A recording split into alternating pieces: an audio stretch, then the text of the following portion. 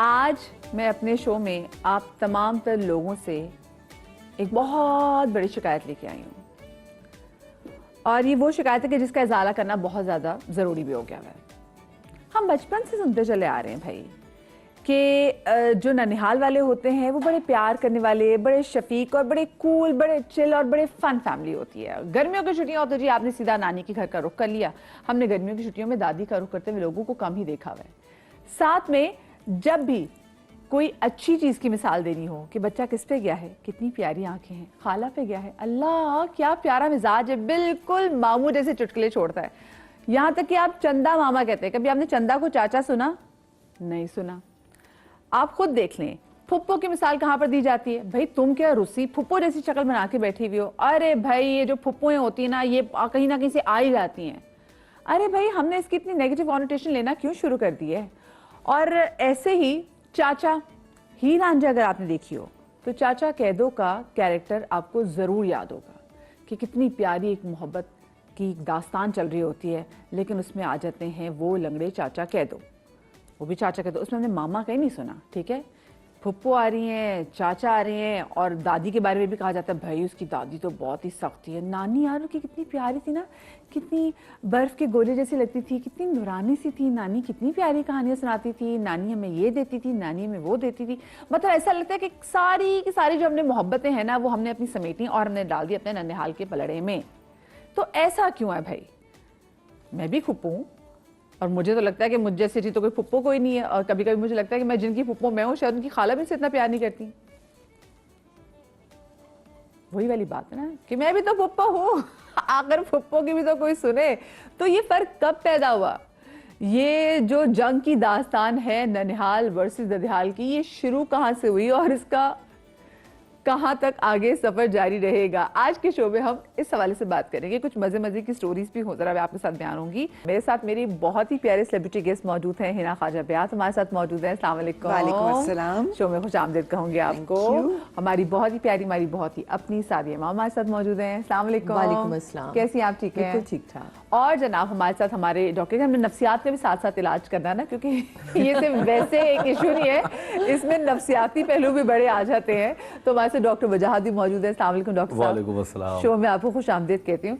सबसे पहले तो मेरा आप तीनों से वैसे सवाल है कि ये हम क्यों फर्क करते हैं खाला और फुप्पो में? फुप्पो के लिए हम वो नेगेटिव कॉनोटेशन इस्तेमाल करते हैं कि लो जी देखा ना ये अपनी सारी फुप्पी पे गई है, जो नेगेटिव हरकत थी देखा ना फुप्पी, ये देखा फुप्पी जो आ गई ना बस एंड में फुप्पी ने काम सारा खराब कर दिया। कि मतलब ये अपनी अपने उसमें एक्सपीरियंसेस हैं।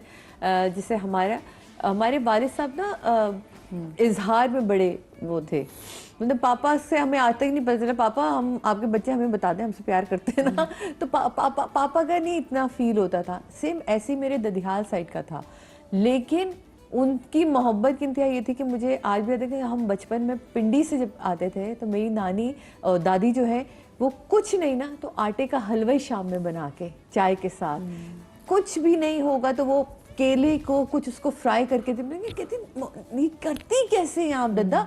तो ये एक मोहब्बत की कुछ लोगों को दिखाना या जो है ना एक्सप्लेन करना या अपनी मोहब्बत एक्सप्रेस नहीं करनी आती।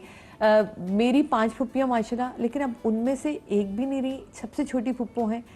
हम आज जहाँ खड़े हैं ना ये हम अपनी बड़ी फुप्पो की वजह से खड़े हैं। हमारा अगर काफ शीन दुरुस्त है तो ये उनकी वजह से दुरुस्त है। मुझे आज भी याद है कि हम गर्मियों की छुट्टियों में मीरपुर आज़ाद कश्मीर जाते थे। मेरा जितना भी होमवर्क था पप्पी करवाती थी, जितनी भी हमारी तकरीर डिबेट का मसा पप्पी करवाती थी। आज मैं इंडस्ट्री में मौजूद हूँ तो ये मैं फुप्पा की वजह से मौजूद हूँ, क्योंकि उन्होंने कहा था नकवी मैं कह रहा हूँ इजाज़त दो तो दो ना। ये चीज़ सपोर्ट जो है मैं कभी नहीं भूल सकती। वही कहते हैं हर एक अपना अपना एक्सपीरियंस होता है। मेरी फुप्पियाँ का साथ मेरा बहुत अच्छा एक्सपीरियंस रहा है। हम छोटे थे, हमें चीज़ें शायद उस तरह बेहतर, लेकिन कभी हमने अम्मी से ये नहीं सुना कि ये ऐसी या ये वो वैसी।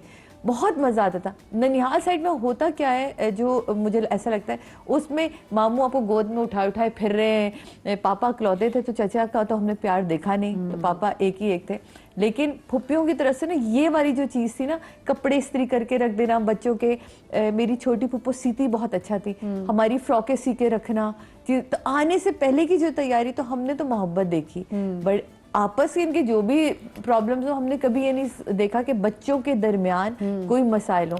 मेरे फूफा को पाए बहुत पसंद थे, अम्मी पंजाब से आते थे हम लोग ना, तो अम्मी ने गजरेला वहां से सीखा था, अगर पंजाब की खास डिश है, और पाए तो मेरे फूफा स्पेशली आज तक वो दावत मेरे घर में होती है। मैंने लास्ट टाइम तस्वीरें भी आपको दिखाई थी कि मैं वो ट्रेडिशन लेके चली हूँ। फूफा अब नहीं रहे, लेकिन वो पाए लेकर आते थे। भाई दुल्हन, अम्मी को दुल्हन कहते हैं, दुल्हन पाए तुमने बनाने, सर्दियाँ आ गई गजरेला तुमने बनाना। तो यही 2 छुट्टियां हमें मिलती थी। तो हमने ये मोहब्बतें देखी। ऊंच नीच तो हर खानदान में हो रही होती। मेरा ख्याल है वो ननिहाल हो या ददियाल हो, कोई ऐसी जगह नहीं कि रूसी पुप्पो या रूसी खाला ना मौजूद हो, वो जरूर होगी।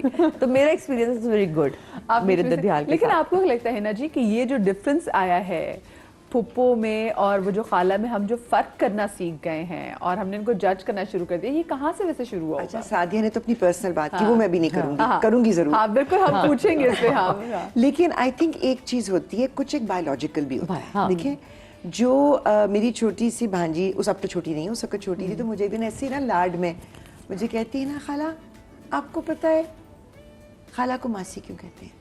मैंने कहा क्यों? माँ जैसी। And she was like 5 or 6।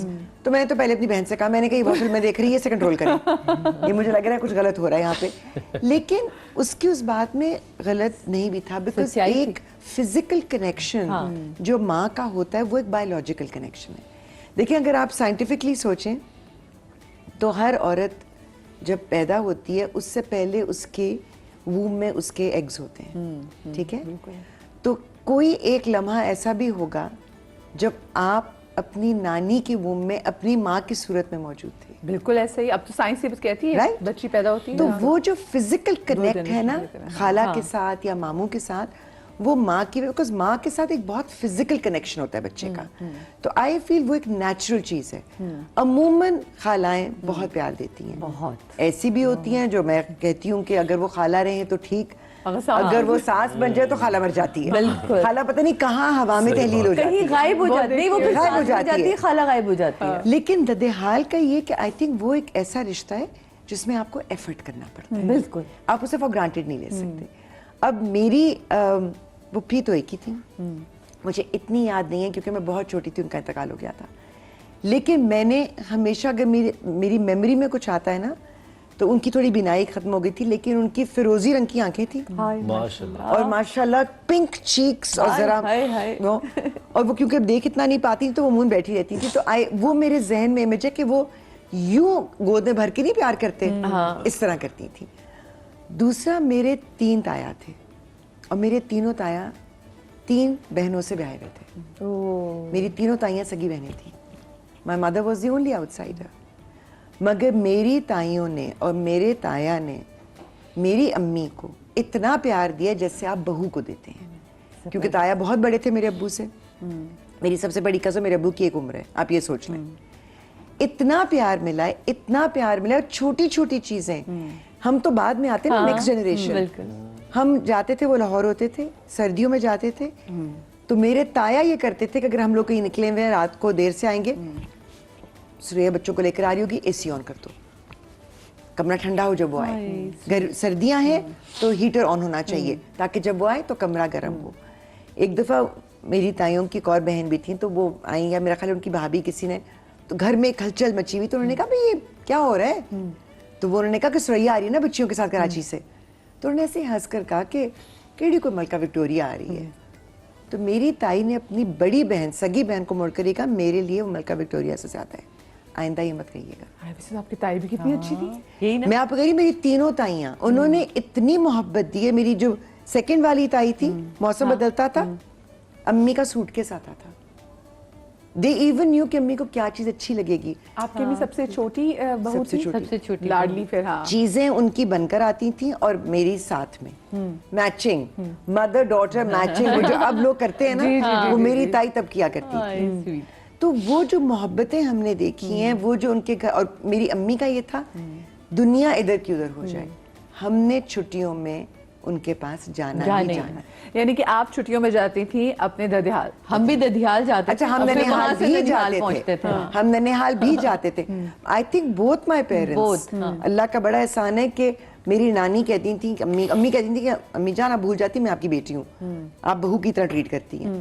जितना प्यार मेरे वालिद को अपने ससुराल में था उतना प्यार मेरी अम्मी को अपने ससुराल में था। और अम्मी कहती थी सारी दुनिया एक तरफ, मेरा ससुराल एक तरफ। अच्छा, दमादों को तो वाकई भाई बड़ा प्रोटोकॉल, बड़ी इज्जत मिलती है, लेकिन वही सेम चीज वैसे ना बहुओं का। हाँ, मुझे भी बहुत मिली है। मैं आपको हर बार अपने शो में बताती हूँ, मैं सबसे छोटी बहू हूँ और मेरी सारी नंदे 11 बहन भाई हैं। अदनान तो आप सोचिए कितना बड़ा माशाल्लाह से ससुराल है और मैं उनकी लाडली हूँ। मतलब चाची की माशा से 11 5 फुप्पुएं और 6 उनके। तो मैं ये होती हूँ कि मतलब, और मैं सबसे लाडली। मैंने अगर कुछ कह दिया ना, या मैंने ग्रुप पे डाल दिया कि ये मैं कर रही हूँ, हाँ हाँ सादिया ने कह दिया, बस ठीक है ठीक है ठीक है। तो ये एक चीज है जब बड़ों की तरफ से आती है तो मुझे बड़ा पसंद आता। अदनान कहते ये तुम क्या, मुझे अदनान की भी शिकायत करनी होती है, मैं अपनी बड़ी नंद को करती हूँ। मैंने आज तक अपने घर में कुछ नहीं कहा। मैं उनसे कहती हूँ आप देखिए, पता है बड़े, मुझे लगता है कि जैसे मेरी नानी भी कहा करती थी कि जब आपके घर में लड़की आती है ना, लड़के के साथ ये नहीं होता। वो अपनी लाइफ, अपना घर, अपनी फैमिली सब कुछ छोड़कर आपके सिस्टम में एडजस्ट हो रही होती है। आप अगर बढ़कर प्यार करते हैं तो बहुत ही कोई, अल्लाह माफ करे, खबीस और बदकिस्मत होगी जो प्यार का जवाब प्यार से ना दे।